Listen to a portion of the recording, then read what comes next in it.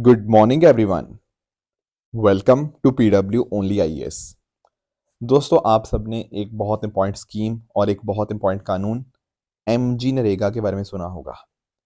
अब इसमें सरकार एक बहुत बड़ा चेंज लेने जा रही है। दरअसल में अगर हम बात करें एमजी नरेगा की, it stands for Mahatma Gandhi national rural employment guarantee act. ये 2005 में आया था। ठीक है। अब सरकार ने निर्णय ये लिया है कि इसको हटाया जाएगा और इसकी जगह के ऊपर एक नया बिल यहाँ पे लाया जा रहा है, जिसका नाम क्या है? विकसित भारत गारंटी फॉर रोजगार एंड आजीविका मिशन ग्रामीण बिल। तो यहाँ पर आप नोटिस कर पाओगे, इसको पॉपुलरली क्या बोला जा रहा है? जी राम जी के नाम से बोला जा रहा है। तो आप ऐसा कह सकते हो कि महात्मा गांधी जी, वो जो है, उनके रिगार्डिंग जो कानून था वो हट रहा है और जी जी राम जी जो कानून है वो यहाँ पे आ रहा है। अब सवाल आता है कि इसमें अंदर क्या होगा, क्यों इसको चेंज करने की क्या ज़रूरत है? देखो, एक्चुअली अगर हम बात करें ना, एमजी नरेगा एक बहुत ही हिस्टोरिक अपने आप में देखने को मिलता है। एंड एक्चुअली एमजी नरेगा के अंदर प्रॉमिस ये था कि आपका राइट टू वर्क ये इंश्योर करता था। कैसे? देखो, राइट टू वर्क इंश्योर करने के लिए इस कानून के अंतर्गत लिखा गया था कि हर रूरल हाउस होल्ड को, जिसको काम की ज़रूरत है ना, उनको साल भर के अंदर कम से कम 100 दिन का यहाँ पे रोजगार मिलेगा, ताकि वो अनस्किल्ड मैनुअल वर्क यहाँ पे कर पाए। राइट। अब इसमें अलग अलग तरह के काम होते थे। कई जगह कुछ पॉन्ड बनाना हो गया, कई जगह लैंड डेवलपमेंट हो गया, पानी कंजर्व करना हो गया। ये बहुत सारी अलग अलग तरह के यहाँ पे एमजी नेगा के अंतर्गत की जाती थी। ठीक है। पर अब ये कानून जाने जा रहा है और इसकी जगह जो नया कानून आएगा, उसमें बात 100 दिन की नहीं, उसमें पहली बात तो ये है, उसमें बात करी गई है 125 दिन की। तो दिन बढ़ा दिए गए हैं। पहले जो 100 दिन हुआ करते थे, अब उनको यहाँ पे बढ़ाकर 125 दिन किया जाएगा। ठीक है। पर और बड़े बदलाव पता क्या है? यहाँ पर एमजी नरेगा डिमांड बेस्ड था। कहने का मतलब कि जब किसी की डिमांड थी कि उसको नौकरी की, उसको पैसों की, उसको या फिर काम की ज़रूरत है, तो उस केस में उसको काम मिलता था। अगर नहीं मिलता था काम, तो उसको बेरोजगारी भत्ता मिलता था। They use to get unemployment allowance. पर जो जी राम जी है, इसके अंतर्गत ये डिमांड बेस्ड ना रह के अब ये सप्लाई बेस्ड हो जाएगा। कहने का मतलब अब सरकार तय करेगी कि किसको कितना रोजगार मिलेगा। मतलब दिन तो 100 फिक्स कर दिए, 125, पर उतनी सप्लाई भी होनी चाहिए काम की, तभी उनको काम दिया जा सकता है। ऐसा नहीं कि जब कोई आ गया काम लेने तो उनको काम दे दिया जाएगा। नो। एमजी नरेगा के अंतर्गत ना, आपका जो एलोकेशन था बजट का एमजी नरेगा के लिए, वो फिक्स नहीं था। It was not fixed. पर वीबी जी राम जी के अंतर्गत ये फिक्स रहेगा। एंड उसी के अंतर्गत अलग अलग स्टेट्स को एलोकेशन दिया जाएगा कि मान लो कि किसी वेस्ट बंगाल को इतने करोड़ रुपए मिल गए, किसी और दूसरे सरकार को इतने करोड़ मिल गए। अब उनको उसी पर्टिकुलर पैसे के अंदर मैनेज करना पड़ेगा इन सब चीज़ों को। तो ऐसा नहीं है कि आपकी डिमांड हो और आपको रोजगार मिल ही जाए। ये सरकार तय करेगी कि आपको रोजगार मिलेगा या नहीं मिलेगा। राइट। तो सप्लाई बेस्ड बना दिया गया है एज कंपेयर टू जो डिमांड बेस्ड होता है। बाकी एक बहुत बड़ा बदलाव पता क्या किया गया है? वो चेंज है फंडिंग के रिगार्डिंग। पहले पता क्या होता था एक्चुअली ना, इसमें जो फंडिंग थी, उसमें दो तरह के पैसे की जरूरत पड़ती थी। देखो, एक तो है वेजेस, कि जो आपके लोग काम करेंगे उनको पैसा देना है, वेजेस देनी है उनको। एक तो वहां पर वो चीज थी। एक दूसरा इसमें जो चीज निकल के आती थी, वो थी विद रिगार्ड्स टू अपना वेजेस के साथ साथ जो भी आपका मटेरियल कॉस्ट होता है। अब वेजेस में क्या होता था? वेजेस में आपका पूरा पैसा सेंट्रल गवर्नमेंट देती थी और स्टेट गवर्नमेंट का जीरो शेयर था। पर अगर हम बात करेंगे आपके रॉ मटेरियल वगैरह की, तो उस केस में ये शेयर होता था सेंटर और स्टेट गवर्नमेंट के बीच में 75-25 की रेशो के अंदर। ठीक है। तो ओवरऑल अगर हम बात करते थे ना पूरा का पूरा, तो ऐसा मान के चल सकते हो कि 90% सेंटर की तरफ से था, 10% स्टेट की तरफ से था। तो मेजॉरिटी कंट्रीब्यूशन यहाँ पे सेंटर की तरफ से ही हो रहा था। ये हमें यहाँ देखने को मिलता है। पर जी राम जी के अंदर बदलाव ये किया जा रहा है कि यहाँ पर सेंटर और स्टेट्स में शेयरिंग काफी प्रॉपर करने की कोशिश की गई है। सेंटर की तरफ से शेयर होगा 60%, स्टेट्स की तरफ से शेयर होगा आपका 40%। तो ये बहुत बड़ा बदलाव है। हालांकि नॉर्थ ईस्टर्न स्टेट्स के लिए इसको 90-10 ही रखा गया है और यूटीज के लिए इसको 100-0 ही रखा गया है। पर आप पॉइंट देख पा रहे हो, स्टेट्स यहाँ पे बोल रही हैं कि भाई हमारे ऊपर इतना ज्यादा बर्डन आप क्यों कर रहे हो। तो स्टेट्स ने यहाँ पे खुश नहीं है इस वीबी जी राम जी बिल से साथ। और क्या बदलाव किया गया है? दोस्तों, और बदलाव यहाँ पे ये किया गया है कि जो भी आपका काम होगा, उनको 4 कैटेगरीज के अंदर बांटा जाएगा। कौन सी 4 कैटेगरीज? एक है वाटर सिक्योरिटी, एक है रूरल इंफ्रास्ट्रक्चर, एक लाइवलीहुड इंफ्रास्ट्रक्चर और एक डिजास्टर रिलीनियंस, ताकि पता लगता रहे कि कौन सा काम किस किस कैटेगरी में हो रहा है, कहाँ कहाँ हमने कितना कितना काम कर लिया। और इनफैक्ट ना टेक्नोलॉजी का भी खूब अच्छा इस्तेमाल होगा यहाँ पर इसके अंदर। जैसे फॉर एग्जांपल आपकी जो अटेंडेंस होगी वो बायोमेट्रिक अटेंडेंस आपको देखने को मिलेगी। उसके साथ साथ अगर हम बात करें तो यहाँ पर जियो टैगिंग होगी जो भी काम किया जा रहा है, ताकि हम अच्छे से ट्रांसपेरेंसी देख पाएं कि कितना काम कहाँ कहाँ पे हो चुका है। बाकी एक इंटरेस्टिंग बात पता क्या है, वो ये है कि जी राम जी के अंतर्गत ना जो पीक सीजन होते हैं एग्रीकल्चर के, उनके अंदर आपको काम नहीं मिलेगा। जैसे फॉर एग्जांपल मान लो खेती का सीजन चल रहा है, हार्वेस्टिंग का सीजन चल रहा है, तो उस समय कोई चाहे कि मुझे काम दो, नहीं भाई, अभी तुम्हारे एरिया में अच्छा खासा काम उपलब्ध है, अच्छा खासा काम तुम वहां पे खेती में कर सकते हो, तो अभी तुम्हें यहाँ पर सरकार से रोजगार मांगने की क्या जरूरत है। अब देखो ये सारी चेंजेस यहाँ पे करे गए हैं। जो पहले एक डिमांड था अब वो एक तरह से सरकार की तरफ से सप्लाई होगा। सरकार की जब मर्जी होगी वो उस टाइम आपको रोजगार देंगे। ऐसा नहीं कि साल भर आपको यहाँ पे रोजगार सरकार मुहैया करवाएगी, ऐसा बिल्कुल भी नहीं है। अब राइट टू वर्क जो था, काफी सारे लोग कह रहे हैं कि भाई पहले राइट टू वर्क था, अब वो राइट टू वर्क हमारा जा रहा है। ऐसा यहाँ पे क्रिटिसिज्म यहाँ पे इसका आ रहा है, क्योंकि एक्चुअली अगर हम बात करें ना तो मनमोहन सिंह जी के टाइम के ऊपर ये जो एमजी नरेगा था वो आया था। तो उस समय उन्होंने बात बोली थी कि सरकार से रोजगार मांगना आपका हक है, ये सरकार आपके ऊपर कोई एहसान नहीं कर रही आपको रोजगार देकर, तो इसीलिए राइट टू वर्क आपका इंश्योर किया गया था। अब आज के समय क्रिटिसिज्म ये आ रहा है कि यहाँ पे सरकार की मनमर्जी है, जब आपको काम देना चाहे दे, जब आपको काम नहीं देना ना दे। तो ये चीज अपने आप में थोड़ा सा कंसर्न इसके रिगार्डिंग आ रहा है। बाकी ऑपोजिशन ये भी बोल रही है कि पता नहीं सरकार को गांधी जी से क्या दिक्कत है कि महात्मा गांधी जी का नाम यहाँ पे हटाया जा रहा है इस चीज के अंदर, राइट। बाकी ऑन द अदर हैंड अगर हम बात करें सरकार की, और सॉरी एक चीज और भी है, यहाँ पे सेंटर गवर्नमेंट ने अपनी तरफ से फंडिंग कम कर दी है। अब स्टेट को ज्यादा पैसा देना पड़ेगा। पहले मेजर रोल यहाँ पे सेंटर गवर्नमेंट का होता था, अब यहाँ पे स्टेट्स को भी अच्छा खासा पैसा यहाँ पे खर्चा करना पड़ेगा। तो ये कहीं ना कहीं सेंटर और स्टेट के बीच में भी थोड़ा कॉन्फ्लिक्ट पैदा कर सकता है। बट सेंटर की तरफ से बोला गया है कि भाई पहले देखो मनरेगा में कितने इश्यूज आते थे, कहीं पे गड्ढा खोद दिया, कहीं पे गड्ढा भर दिया, उसी के ही पैसे, कोई एसेट क्रिएट हुआ नहीं, पता ही नहीं है उसके बारे में। अब हम यहाँ पे ट्रांसपेरेंसी लेकर आएंगे कि हाँ आप काम करें, आपको पैसा मिलेगा, उससे कहीं ना कहीं देश का विकास भी होगा। और सरकार ने ये भी बोला है कि भाई 2047 तक हमें विकसित भारत बनना है। उन सब चीजों के लिए ये बहुत बहुत ज्यादा अपने आप में इंपॉर्टेंट बन जाता है। और सरकार ये भी बोलने जा रही है कि हमने कोई पैसा कम नहीं किया, हम बजट बल्कि उल्टा बढ़ा ही रहे हैं इस पर्टिकुलर जो जी राम जी हमारी जो ये जो योजना हमारे सामने आ रही है। तो कहीं ना कहीं कोशिश यही है कि ट्रांसपेरेंसी और बेहतर हो, काम अच्छे ढंग से हो। तो दोनों तरफ के अपने अपने तर्क हैं। आप लोग क्या सोचते हैं ये जो एमजी नरेगा को चेंज किया जा रहा है विद द वीबी जी राम जी, इसके बारे में आप मुझे जरूर कमेंट्स में आप यहाँ पे बता सकते हो। दोस्तों डेट है आज की 16 दिसंबर 2025 एंड आप सभी का स्वागत है आज के प्रीलिम बूस्टर न्यूज़ डिस्कशन में। स्टार्ट करने से पहले मैं आप सबको बता दूं कि आपका जो सृजन प्रीलिम्स क्रैश कोर्स 2026 है वो आज से स्टार्ट होने जा रहा है। ध्यान रखिएगा दोस्तों, ये जो पर्टिकुलर बैच है ये इंग्लिश और हिंदी दोनों में अवेलेबल है। एंड डेफिनेटली ये तो इसका प्राइस है, पर आप यहाँ पे इसका जो फर्स्ट वन के कूपन कोड इस्तेमाल करके इसको यहाँ पे एनरोल कर सकते हो। इंग्लिश की जो फैकल्टीज़ हैं वो यहाँ पे आपके सामने हैं, ये सभी फैकल्टीज़ आपको पढ़ाएंगी। सुमित सर भी इसमें आपकी पॉलिटी लेंगे, और ऐसे ही आपकी जो हिंदी मीडियम की फैकल्टीज़ भी आपको यहाँ पे बहुत अच्छे से पढ़ाने जा रही हैं। तो इस कोर्स का जो लिंक है नीचे डिस्क्रिप्शन में दिया हुआ है, वहाँ पर जाकर आप इस कोर्स के अंदर खुद को एनरोल कर सकते हैं। चलिए स्टार्ट करते हैं। पहला जो टॉपिक हमें यहाँ पे डिस्कस करना है वो है नेशनल मखाना बोर्ड के बारे में। थोड़ा इसको अंडरस्टैंड करते हैं। देखो मखाना के बारे में पहले भी मैंने आप लोगों के साथ चर्चा करी हुई है। पहले तो मखाना की ही देख लेते हैं। देखो मखाना की खेती करना अपने आप में ना बहुत ही मुश्किल भी आप कह सकते हो, ठीक है ना, क्योंकि पानी में इस तरह से उतरकर यहाँ पर इसकी खेती यहाँ पे करनी पड़ती है। काफ़ी सारे चैलेंजेस भी आते हैं हमारे किसानों को, राइट। बट हमारा जो बिहार है स्टेट है वो बहुत अच्छे ढंग से यहाँ पे मखानों की खेती करता है। एंड आप नोटिस कर पाओगे कि देश भर के अंदर 90% जो मखाना है ना वो दरअसल में बिहार ही यहाँ पे प्रोड्यूस करता है।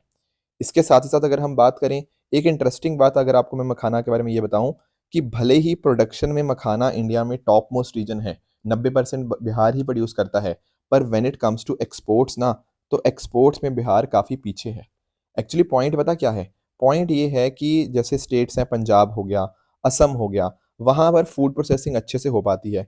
तो जो भी है ना वो मखाना वहाँ जाता है, वहाँ पर वो अच्छे से प्रोसेसिंग करते हैं, अच्छा इंफ्रास्ट्रक्चर है पंजाब के अंदर, तो वो ही एक्सपोर्ट करते हैं। तो पंजाब एंड असम एक्चुअल में सबसे बड़े एक्सपोर्टर हैं मखाना के। हालांकि ना के बराबर मखाना होता है पंजाब में, बट स्टिल एक्सपोर्ट में पंजाब सबसे आगे है। और यही बिहार के लिए थोड़ी परेशानी भी है कि भाई हम प्रोडक्शन अच्छी खासी करते हैं पर उतना ज़्यादा हमारे यहाँ पे एक्सपोर्ट नहीं हम कर पाते, तो स्टेट थोड़ा सा पिछड़ भी जाती है इस कॉन्टेक्स्ट में। बाकी मिथिला मखाना जो है उसको जीआई टैग मिला था 2022 के अंदर, राइट। तो इसको ना इंग्लिश में हम लोग फॉक्सनट के नाम से भी जानते हैं। तो इस तरह से south Asia, south east Asia में फ्रेश वाटर बॉडीज़ में ये पाया जाता है ना। और ये काफ़ी रिच होता है, काफ़ी न्यूट्रिशन इसमें काफ़ी अच्छा खासा होता है, खाने के लिए बहुत अच्छा होता है, सेहत के लिए फैट्स में कहीं कम होता है, हेल्दी फूड्स तरह यहाँ पे इसको इस्तेमाल किया जाता है। बाकी जैसा मैंने आपको पिक्चर में दिखाया, ये खड़े हुए पानी के अंदर यहाँ पे इसको ग्रो किया जाता है। एंड थोड़ा सा ना इसको ह्यूमिडिटी अच्छी खासी चाहिए। टेम्परेचर जो माना गया ना सबसे बढ़िया इफेक्टिव इसके लिए, वो 20 से 35 डिग्री सेल्सियस का होता है। और यहाँ पे आपको अच्छी रेनफॉल चाहिए होती है इसकी ग्रोथ के लिए, तो वहाँ पर फिर अकॉर्डिंगली ये अच्छा ग्रो कर जाता है। अब मखानों को हमने और आगे बढ़ाने के लिए हमने नेशनल मखाना बोर्ड हमने सेटअप किया था 15 सितंबर 2025 को। मैंने तब भी आपके साथ ये मुद्दा डिस्कस किया था। तो अभी क्या हुआ है, अभी इस बोर्ड की पहली मीटिंग हुई है। ये एक अपने आप में सेंट्रल सेक्टर स्कीम है, यानी कि पूरा का पूरा पैसा सेंट्रल गवर्नमेंट यहाँ पे दे रही है।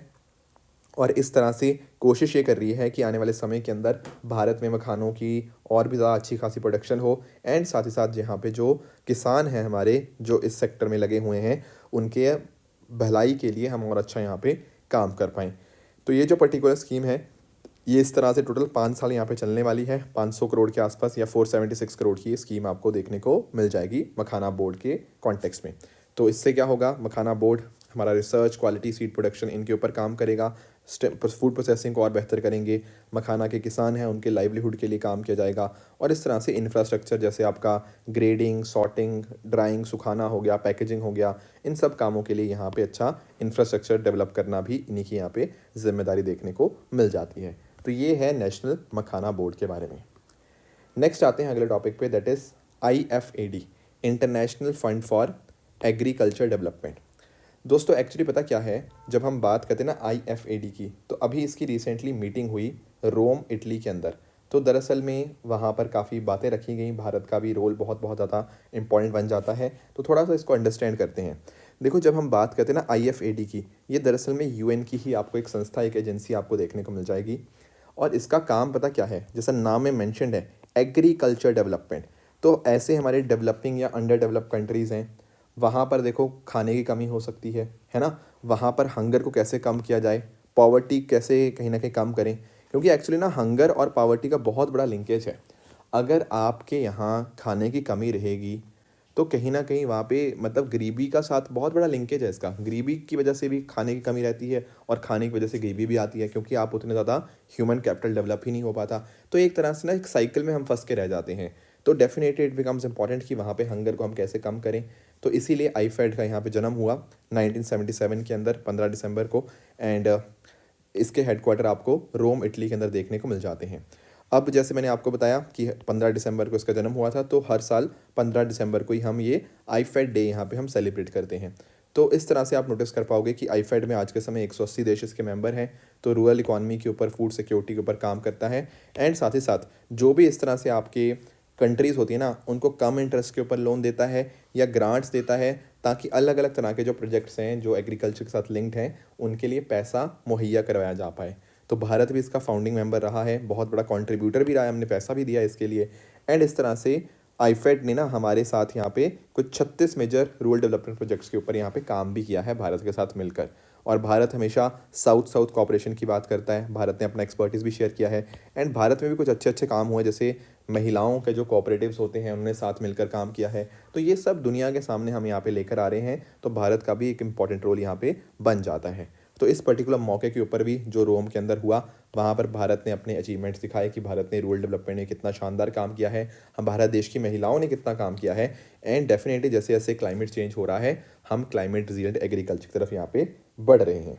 तो ये सारी बातें यहाँ पे बताई गई। नेक्स्ट टॉपिक जो हमारे सामने है वो है प्रधानमंत्री गरीब कल्याण योजना इंश्योरेंस बेनिफिशरीज के रिगार्डिंग। थोड़ा सा अंडरस्टैंड करेंगे। दोस्तों आप सब लोग जानते हो कि जब कोविड-19 पैंडेमिक आया था, तो डेफिनेटली हमारे जो फ्रंट लाइन वर्कर्स थे उन्होंने बहुत ज़्यादा मेहनत से काम किया, ठीक है, देश के लोगों की जान बचाने के लिए वो अपनी जान भी, काफ़ी सारे लोगों ने अपनी जान दे दी इस पर्टिकुलर मुद्दे के रिगार्डिंग। तो डेफ़िनेटली हमें अपने डॉक्टर्स के ऊपर बहुत ज़्यादा प्राउड है, हमारे हेल्थ केयर प्रोफ़ेशनल्स के ऊपर। अब उस टाइम ना जब हेल्थ वर्कर्स हमारे कोविड-19 से यहाँ पे लड़ रहे थे, तो गवर्नमेंट ने क्या किया था, गवर्नमेंट ने ऐसे हेल्थ प्रोफ़ेशनल्स जो कहीं न कहीं कोविड-19 पेशेंट्स को ट्रीट कर रहे हैं ना, उनके लिए एक इंश्योरेंस स्कीम लेकर आई थी। सरकार ने ऐसा बोला था कि अगर मान लीजिए कि हमारे किसी डॉक्टर की डेथ हो जाती है कोविड-19 पेशेंट को ट्रीट करते समय, तो वहाँ पर सरकार क्या करेगी, उनको 50 लाख रुपया यहाँ पे उसके परिवार को देगी। बेसिकली उन्होंने सरकार ने क्या किया था, सरकार ने जो प्रीमियम था सरकार वो पे कर रही थी एंड अकॉर्डिंगली उसके बेसिस के ऊपर यहाँ पे जो भी किसी इस तरह से हमारे डॉक्टर की डेथ होती थी, तो उसको यहाँ पे ये चीज़ 50 लाख उसके परिवार को दी जाती थी। तो इसमें आप नोटिस कर पाओगे, इसमें दोस्तों हमारे डॉक्टर्स तो थे ही थे, इसके अलावा हमारे जो कम्युनिटी हेल्थ वर्कर्स हो गया, वो भी यहाँ पे कवर्ड थे, ठीक है ना? इसके साथ ही साथ अगर हम बात करें nurses, ASHA worker, paramedics, technician, ward staff, sanitation workers, इन सबको यहाँ पे इंक्लूड किया गया था, ठीक है ना? अब लगभग 22 लाख हेल्थ वर्कर्स इसमें कहीं न कहीं कवर्ड थे, ठीक है? डेफ़िनेटली बहुत-बहुत इम्पोर्टेंट थी, तो स्टार्टिंग में 90 दिन के लिए स्कीम ऑफ़र की थी, फिर आगे जाके इसको नीड बेसिस के ऊपर एक्सटेंड यहाँ पे किया गया। तो जो हमारा आत्मनिर्भर पैकेज था ना उस टाइम के ऊपर, उसी में 1,70,000 करोड़ का जो था ना रिलीफ पैकेज, उसी में ये इंक्लूडेड भी था। ठीक है? तो इसमें सेंट्रल और स्टेट गवर्नमेंट हॉस्पिटल्स में काम करने वाले जो लोग हो गया, wellness centre, health care facilities में जो लोग हो गया, बाकी प्राइवेट मेडिकल प्रोफेशनल्स जो कहीं न कहीं कोविड-19 ड्यूटीज़ कर रहे थे, वो सब लोग यहाँ पे कवर थे। तो इस तरह से उनको 50 लाख का कंपनसेशन यहाँ पे था कि अगर मान लो डेथ या एक्सीडेंट की वजह से कोविड-19 पेशेंट को ट्रीट करते समय उनकी यहाँ पे डेथ हो जाती है। अब ये मुद्दा दरअसल में ना कोर्ट में गया। क्यों मुद्दा कोर्ट में गया? क्योंकि एक्चुअली पता क्या था, यहाँ पर बोला गया कि लेट्स से कोई एक डॉक्टर है या कोई एक इस तरह से डॉक्टर है। मान लो वो सरकारी डॉक्टर नहीं है, मान लो एक प्राइवेट हॉस्पिटल में या प्राइवेट डॉक्टर खुद का अपना क्लिनिक वगैरह चला रहा है, ठीक है? अगर मान लो उसकी डेथ हो जाती है और उसका कोविड-19 के साथ कोई लेना-देना ही नहीं है और उसकी फैमिली भी क्लेम करे। ऐसे कुछ केसेस आए थे हमारे पास पास्ट के अंदर, ठीक है? 2021, 22, 23, 24 में ऐसे बहुत सारे केसेस आए।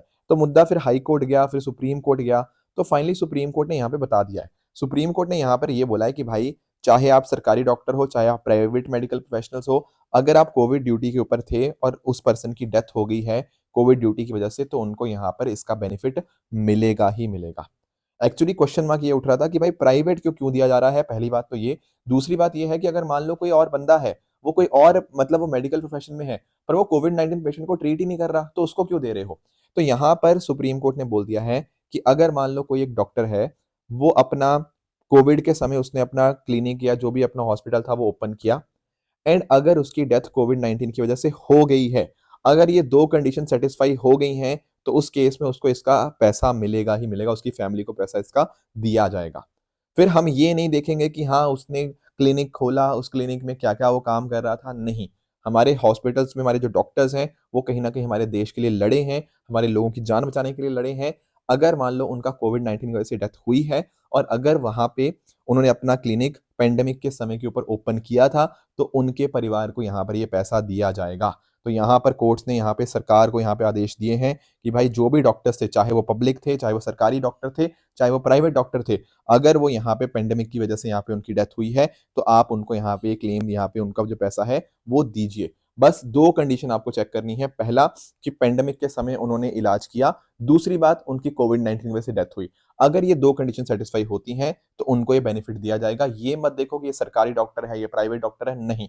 वहाँ पर अगर 2 कंडीशन सैटिस्फाइड है, please give their family the required compensation. ये बात यहाँ पे सुप्रीम कोर्ट ने यहाँ पे क्लैरिफाई कर दी है। नेक्स्ट आते हैं अगले टॉपिक पे, दैट इज़ मैविन मिशन। अब एक्चुअली पता क्या हुआ है, नासा का एक मिशन था बहुत ही फेमस, मैविन स्पेसक्राफ्ट बेसिकली। थोड़ा-सा मैं आपको एक्सप्लेन करता हूँ इसके बारे में। जब हम बात करते हैं ना मैविन की फुल फॉर्म है Mars atmosphere and volatile evolution. ये नासा का मिशन था जो कि 2013 में यहाँ पे लॉन्च किया गया था और इसका पर्पस था मार्स को स्टडी करना। मार्स की स्टडी की जाएगी इस पर्टिकुलर मिशन के अंदर, ऐसा फोकस था। हम पूरा देखते कि मार्स में कैसे-कैसे एटमॉस्फेयर इवॉल्व हुआ है। तो यहाँ पर बहुत अच्छे-अच्छे इंस्ट्रूमेंट्स यहाँ पे लगाए गए थे, एटमॉस्फेरिक कंपोज़िशन को स्टडी करने के लिए मार्स की, उसकी सोलर विंड्स कैसे इंटरैक्ट करती हैं, उसको यहाँ पे समझा जाए। कैसे चार्ज्ड पार्टिकल्स आपके काम करते हैं, सोलर रेडिएशन ने कैसे आपके मार्स के अपर एटमॉस्फेयर से गैसेस को हटा दिया। इन सब कामों के लिए नासा ने 2013 में ये मिशन स्टार्ट किया था, मैवन मिशन। अब इस मैवन मिशन ने काफ़ी सक्सेसफुल भी रहा। जैसे फॉर एग्जांपल मैवन मिशन के माध्यम से हमें पहली बात तो ये पता लगी कि मार्स की जो ज़्यादातर कार्बन डाइऑक्साइड थी ना, वो स्पेस में एस्केप हो चुकी है, स्पेस में चली गई है। तो पहले कार्बन डाइऑक्साइड बहुत ज़्यादा थी, तो कहीं न कहीं पहले मार्स ज़्यादा गर्म और ज़्यादा वेट प्लैनेट था। पर धीरे-धीरे करके जो मार्स है वो अब थोड़ा ठंडा और ड्राई प्लैनेट बन चुका है। इसका कारण यही था कि कार्बन डाइऑक्साइड जो यहाँ से निकल चुकी है। तो ये एटमॉस्फेयर को जो लॉस हुआ ना एक तरह से, उसकी वजह से ये जो मार्स है ये इस तरह से ट्रांजिशन किया। ये हमें मैवन मिशन नहीं बताया। उसके साथ ही साथ सोलर एक्टिविटी और सोलर विंड्स ने कैसे मार्स के एटमॉस्फेयर को खत्म किया, इसके रिगार्डिंग भी हमें एविडेंस मिला। Plus at the same time जो लिक्विड पानी था उसका लॉस कैसे हुआ, वो भी हमें यहाँ पे इसी मैवन मिशन ने बताया। तो ठीक है, मैवन मिशन तो काफी अच्छा लग रहा था। हाँ, बट अभी पता क्या हुआ है, अभी हमने बेसिकली नासा ने मैवन स्पेसक्राफ्ट के साथ जो कॉन्टैक्ट था वो खो दिया है। अब हम उसके साथ यहाँ पे कांटेक्ट नहीं कर पा रहे। तो 10 साल से ज़्यादा समय तक ये पर्टिकुलर मिशन चला। अब ऐसा लग रहा है कि जो मिशन है वो ख़त्म हो गया है, क्योंकि हमारा जो कॉन्टैक्ट था उसके साथ, अब वो कॉन्टैक्ट हमारा नहीं हो रहा। कहीं न कहीं कुछ फेलियर हो गया है इस मिशन के अंतर्गत, एंड दैट इज़ व्हाई हमें यहाँ पे ये मिशन शायद हो सकता है एंड करना पड़े। बट नासा के और भी यहाँ पे स्पेसक्राफ्ट हैं जो कि मार्स को ऑर्बिट कर रहे हैं। जैसे आपका मार्स रिकॉग्निजेंस ऑर्बिट, ये 2005 में लॉन्च हुआ था। मार्स ओडिसी ये आपका 2001 में लॉन्च हुआ था। तो ये 2 स्पेसक्राफ्ट तो रन कर रहे हैं जो कि अभी भी एक्टिव हैं। पर ये जो मैवन मिशन था ना, या मैवन स्पेसक्राफ्ट था, ये आज के समय इनएक्टिव हो चुका है। पर पास्ट में हमें इसने बहुत कुछ बताया है, बहुत कुछ सिखाया है, और उससे हमने काफ़ी कुछ और भी चीज़ें हमने डिस्कवर करी हैं। तो ये मैवन मिशन के बारे में कुछ बातें आपको क्लियर होनी चाहिए। नेक्स्ट टॉपिक हमारे सामने है, that is national energy conservation day 2025। दोस्तों, दिसंबर 14 को सेलिब्रेट किया गया नेशनल एनर्जी कंजर्वेशन डे। तो थोड़ा सा इसके बारे में हम अंडरस्टैंड कर लेते हैं। एक्चुअली पॉइंट पता क्या है, हम हर साल 14 दिसंबर को सेलिब्रेट करते हैं राष्ट्रीय ऊर्जा संरक्षण दिवस, या फिर नेशनल एनर्जी कंजर्वेशन डे के नाम से आप इसको देख सकते हो। अब इसमें हम बात पता क्या करते हैं, बात करते हैं कि एनर्जी का कंजर्वेशन हम अच्छे से करें, एनर्जी का इस्तेमाल हम सही ढंग से करें। एक्चुअली 2 पॉइंट्स आते हैं यहाँ पे। एक होता है एनर्जी एफिशिएंसी, और दूसरा वर्ड यहाँ हमें देखने को मिलता है, that is with regards to energy intensity. क्या मीनिंग हुआ इसका? एनर्जी एफिशिएंसी का मतलब ये होता है कि आप कम एनर्जी इस्तेमाल करो और आउटपुट अच्छा खासा निकल आए। ठीक है? जैसे फॉर एग्जांपल आप एलईडी बल्ब्स का इस्तेमाल करते हो, उनकी एनर्जी एफिशिएंसी ज़्यादा होती है। तो जहाँ एनर्जी एफिशिएंसी ज़्यादा होगी, it is considered good. But अगर हम बात करते हैं ना एनर्जी इंटेंसिटी की, इसका मतलब ये होता है कि आउटपुट निकालने के लिए आपको कितनी एनर्जी चाहिए। तो एक्चुअली ना एनर्जी इंटेंसिटी कम होना अच्छी बात होती है। अगर आपको 1 यूनिट आउटपुट निकालने के लिए ज़्यादा एनर्जी की रिक्वायरमेंट है, तो कहीं न कहीं भाई आपका सिस्टम अच्छा नहीं है, आपकी एफिशिएंसी खराब है। तो एक्चुअली आप ऐसा कह सकते हो कि एफिशिएंसी और इंटेंसिटी इन्वर्सली प्रोपोर्शनल होते हैं।